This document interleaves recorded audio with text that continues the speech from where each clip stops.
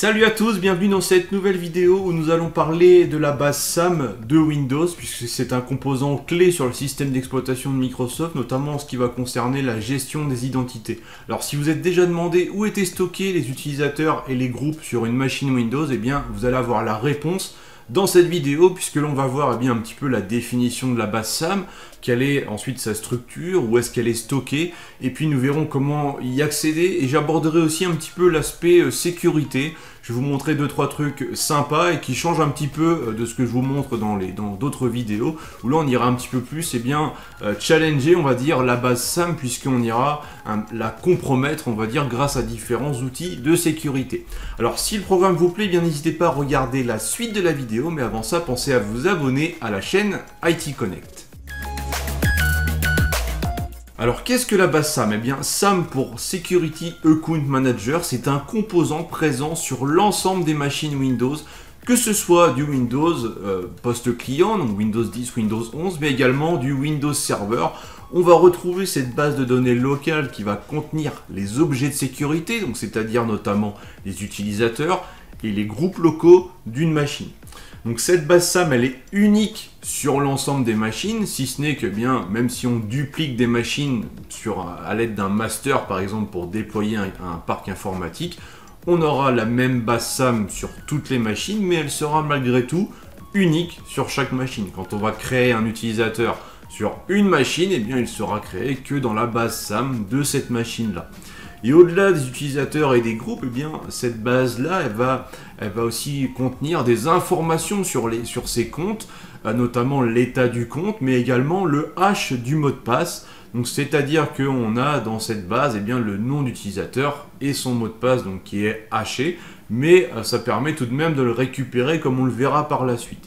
Donc quand on va démarrer la machine Windows, elle va en quelque sorte exécuter la base SAM en tâche de fond, ce qui fait que quand on va ouvrir une session locale, eh bien on a un processus dans Windows qui va être en charge de vérifier que le nom d'utilisateur et le mot de passe qu'on a saisi eh bien, correspond bien et bien validé par les informations qui sont contenues dans la base SAM. On voit bien que la base SAM joue un rôle clé sur une machine Windows, même si elle n'intervient pas si vous ouvrez une session Active Directory.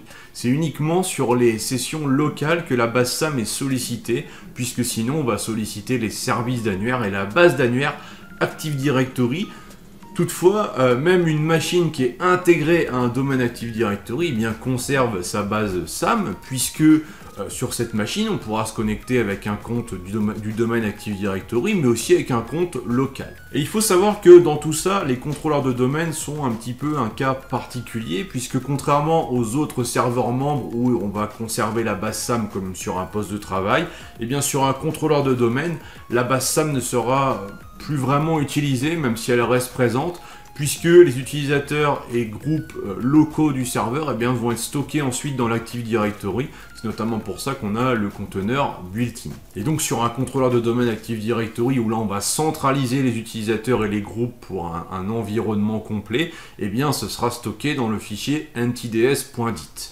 D'ailleurs, en parlant de ça, où est stockée la base SAM? Eh bien la base SAM, en fait, elle est représentée par un fichier que vous allez retrouver dans system root, c'est-à-dire dans c2.windows, system32 config, vous avez un fichier qui s'appelle SAM. Ce fichier-là, en fait, il est lié directement au registre Windows, à la ruche, on va dire, donc hkey local machine SAM, comme on peut le voir sur l'image ici.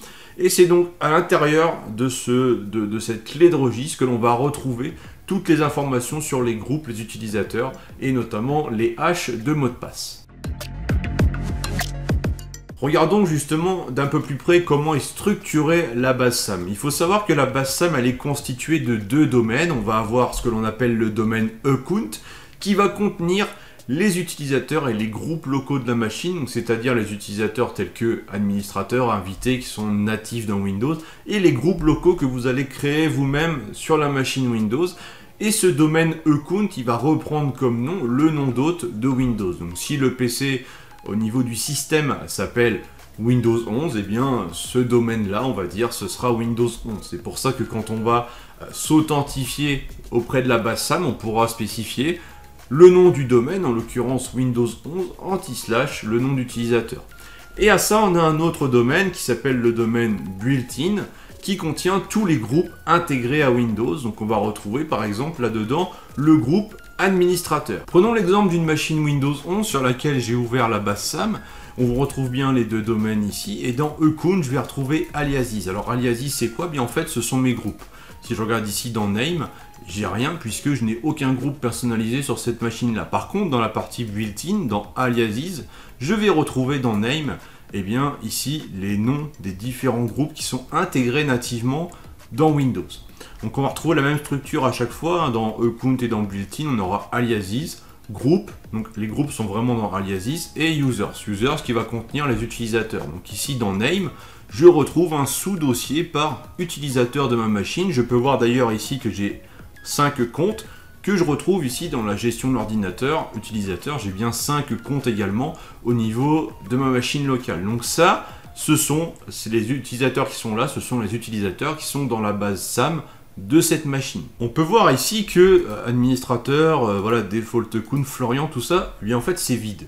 Par contre, si on regarde les dossiers qui sont ici, qui ont des noms un petit peu bizarres, on va dire, eux ils ont des informations, notamment les valeurs F et V, hein, dont le nom n'est pas très évocateur.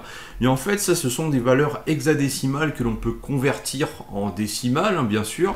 Donc par exemple, la première valeur, si on la convertit en décimale, on obtiendra la valeur 500. Et si je convertis celle-ci, je vais obtenir 1001. Alors à quoi ça correspond? En fait, il faut savoir que sur Windows, et c'est également le cas dans l'Active Directory, chaque objet a ce que l'on appelle un SID qui va être unique. Et on sait aussi que sur toutes les machines Windows, le SID du compte administrateur local qui est intégré au système se termine par 500. Hein. C'est le suffixe du SID du compte administrateur, ça se termine par 500, donc ce qui me laisse penser que ce dossier-là doit être lié finalement ici à administrateur, et que à l'intérieur ici j'ai certainement quelque part le hash du mot de passe administrateur. Et donc ici le 1001, bien en fait c'est le premier utilisateur personnalisé, on va dire. Donc en fait ça correspond à ici le compte Florian. Pour s'en convaincre, on peut faire une petite commande PowerShell qui nous permet de lister les comptes avec le SID. Et on retrouve bien ici, alors je ferai sûrement une autre vidéo avec l'analyse de la structure du SID et tout ça. On retrouve bien ici eh bien, le -500 que j'évoquais. Et ici le -1001 pour le compte Florian. Donc vous pouvez vérifier sur votre machine, vous allez voir que administrateur, ça termine forcément par -500. Donc ça permet d'y voir un peu plus clair déjà au niveau de la structure de la base SAM. Et maintenant je vais vous parler un petit peu des deux valeurs ici, F et V. Puisqu'en fait, même si le nom n'est pas très évocateur, eh bien, il faut savoir que dans la valeur V, ici on a plein d'informations. Vous pouvez même trouver des tutos où on vous dit bien pour faire telle action sur le compte, allez modifier telle ligne et mettre telle valeur. En fait là-dedans vous allez avoir l'état du compte, enfin plein d'informations sur le compte et notamment le hash du mot de passe qui est voilà, caché quelque part ici. Et au niveau de la valeur F, ben, c'est pareil, on aura d'autres informations sur le compte de l'utilisateur, comme par exemple la date et heure de dernière connexion. Voilà, donc vous en savez un petit peu plus sur la structure, le fonctionnement de la base SAM. Maintenant, on va voir comment accéder à la base SAM. En tant qu'utilisateur lambda et même en tant qu'administrateur d'une machine, vous ne pouvez pas accéder à la base SAM. On voit bien ici, j'ai ouvert l'éditeur de registre en tant qu'administrateur, je ne peux pas aller dans la base SAM. En fait, il faut avoir les droits système, donc le plus haut niveau de privilège sur Windows pour accéder à la base SAM. Pour faire ça, il faut faire une élévation de privilège. On peut utiliser par exemple psexec, donc que je vous ai présenté dans une autre vidéo, où l'on va pouvoir, avec cette commande, donc c'est un outil à déposer sur le PC, vous pouvez le télécharger gratuitement, faire un -i-s, donc pour avoir une console Regedit en mode interactif avec les droits système. Là, il va ouvrir du coup la base SAM et on voit bien que cette fois-ci, je suis en tant que système et j'ai bien accès au contenu de la base SAM. Donc on voit qu'il y a voilà, quand même une protection, n'importe qui ne peut pas aller lire la base SAM et heureusement vu qu'il y a quand même des données sensibles, à commencer par le hash du mot de passe. Il faut savoir qu'au niveau de Windows, il y a plusieurs années maintenant, on pouvait à distance venir interroger une machine Windows pour énumérer le contenu de la base SAM, ce qui permettait d'avoir, eh bien, par exemple, la liste des utilisateurs. Et à partir de la liste des utilisateurs, on pouvait savoir, tiens, j'ai un compte qui s'appelle Florian, il est peut-être admin de la machine, je vais essayer de le cibler, peut-être avec une attaque brute force ou des choses comme ça. Donc ça maintenant au niveau de Windows ça a été sécurisé, tout ce qui est accès anonyme ça a été désactivé par défaut sur les machines et les serveurs Windows. Si on fait un tour dans la stratégie de groupe locale, on va pouvoir voir ici que dans paramètres de sécurité, stratégie locale, options de sécurité, on a un certain nombre de paramètres listés ici comme accès réseau. Alors ne vous fiez pas aux valeurs que vous avez ici, hein. J'ai fait pas mal de petits tests pour essayer entre guillemets, de compromettre la base SAM, mais vous avez quand même voilà, ici des paramètres qui disent ne pas autoriser l'énumération anonyme des comptes SAM. Donc ce paramètre qui sur votre machine doit être absolument activé et normalement c'est la valeur par défaut, même si là moi j'ai désactivé pour mes tests. Et donc voilà, vous avez comme ça plusieurs paramètres, notamment celui-ci qui permet d'énumérer les comptes et les partages SMB de la machine, la traduction entre les noms et les SID, on obtient le SID et on le traduit en nom ou l'inverse, et également voilà comme ça, eh bien, quels sont les canaux, donc les named pipes auxquels on va pouvoir accéder à distance sur cette machine de manière anonyme. Donc là, ça c'est vide, sauf sur un contrôleur de domaine, où vous allez avoir plusieurs valeurs, notamment le netlogon. Donc ces paramètres sont très intéressants et à contrôler. Donc ensuite, avec l'outil Nmap, par exemple, eh bien, à distance, vous pouvez essayer d'interroger de manière anonyme la base SAM d'une machine. Si vous arrivez à obtenir la liste des utilisateurs, là c'est pas bon, c'est que vous avez un défaut de configuration dans la politique de sécurité de la machine. Maintenant, nous allons parler de la compromission de la base SAM, puisque en fait, la base SAM, elle est quand même vulnérable à certaines attaques. Donc, ce que l'on va faire, c'est exporter la base SAM de la machine Windows qui est ici. Ensuite, à l'aide d'un outil, on va extraire tous les hashes NT qui sont inclus dans cette base SAM de manière à avoir les hashes des mots de passe. On va utiliser un autre outil pour essayer de craquer les mots de passe de la base SAM à l'aide d'un dictionnaire. Donc, en fait, tout ça sera fait à partir d'une machine sous Kali Linux. Et après, on mettra en œuvre une dernière méthode que l'on appelle pass the hash, où en fait on va récupérer le HNT du compte administrateur de la machine Windows 11 qui est ici, et on va essayer de le réutiliser sans même connaître le mot de passe réellement, pour se connecter sur une autre machine qui elle sera sous Windows 10. Donc on va voir tout ça en démo. Il existe différentes méthodes pour élever ses privilèges sur Windows et extraire le contenu de la base SAM, notamment que ce soit sur une installation en ligne ou hors ligne de Windows. Donc là on est sur une installation en ligne. On peut utiliser des outils comme Mimikatz qui va permettre de lister tous les hashes NT, ou encore CrapMapExe qu'on pourrait même exécuter à distance pour venir récupérer les infos à condition d'avoir des identifiants. Là, on va rester sur PSExe. En fait, on va exécuter en tant que système, non pas regedit, mais cmd.exe. Voilà. Comme ça, j'ai une invite de commande. Ici, si je fais un who am I, eh bien, que je suis en autorité NT système, donc j'ai le plus haut niveau de privilège. Et à partir de là, ce que je vais faire, c'est un reg save, de manière à exporter la base SAM du registre. Donc, je précise HKLM pour HKey Local Machine, anti/SAM et le répertoire de destination.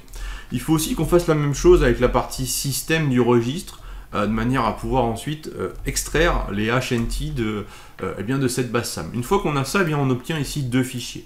Ces deux fichiers-là, je vais les copier-coller sur une machine Kali Linux afin de pouvoir travailler dessus. Les deux fichiers, donc SAM et système, sont copiés sur une machine Kali Linux. Et ce que je vais faire maintenant, c'est exploiter un outil qui s'appelle Impacket. C'est un outil Python avec plein de fonctionnalités qui est intégré à Kali Linux. J'ai essayé d'utiliser des outils intégrés à Kali Linux et il y en a vraiment beaucoup. On a même le choix en fait à chaque fois.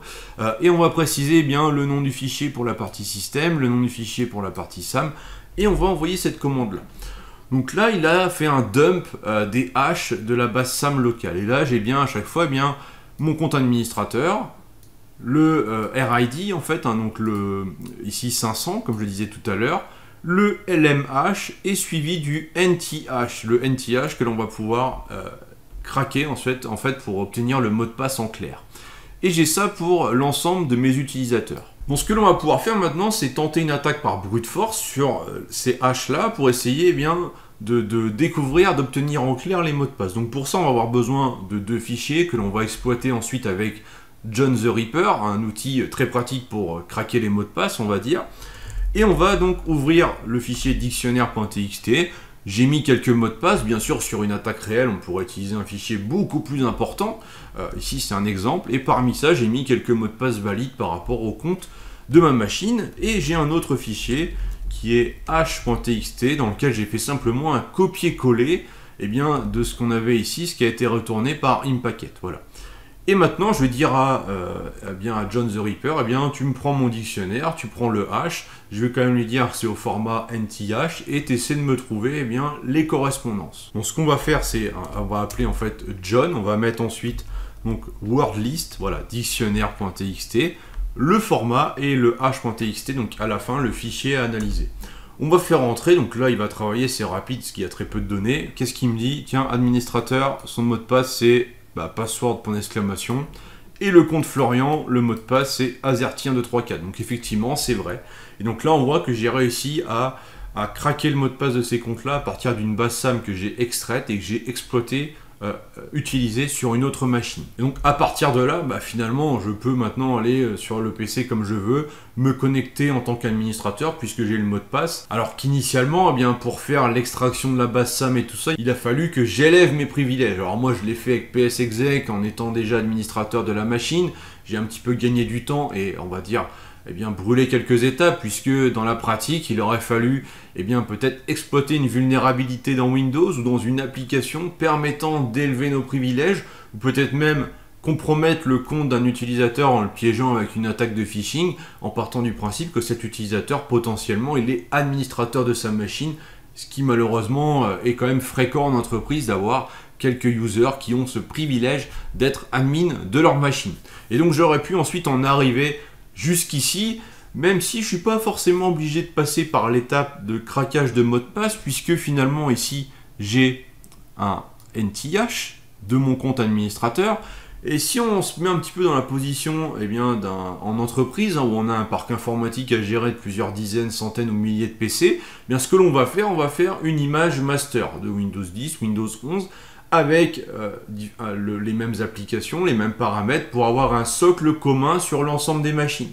Et cette image, elle a un compte administrateur avec un mot de passe administrateur, et donc on va dupliquer cette image sur X machines. Et donc forcément, en fait, on aura le même compte administrateur, le même mot de passe sur toutes ces machines-là. Donc ce qui veut dire que le hash qui est ici, c'est le hash du PC Windows 11, mais c'est aussi le hash d'un autre PC qui est basé sur la même image Windows 11, ou peut-être même que sur une machine Windows 10, j'ai mis le même mot de passe et le hash sera le même. Alors tout ça, ce que je vais vous montrer ici, va vous pousser à vous dire il faut un mot de passe unique sur chaque compte administrateur de chaque machine. La bonne nouvelle, c'est qu'il y a une solution gratuite pour ça.